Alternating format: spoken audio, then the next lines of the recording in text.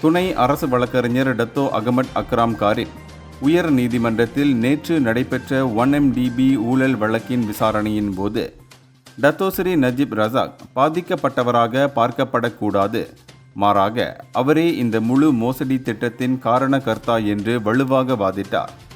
2 billion ringgit மதிப்புள்ள கையாடலை நஜீப்பே நேரடியாக ஏற்பாடு செய்தார் என்றும், அவருக்கு எதிராக இல்லாமல் அவரது தனிப்பட்ட நலனுக்காகவே முக்கிய முடிவுகளுக்கு அவரே ஒப்புதல் அளித்து அதிகாரிகளை இயக்கினார் என்றும் அக்ராம் வலியுறுத்தினார்.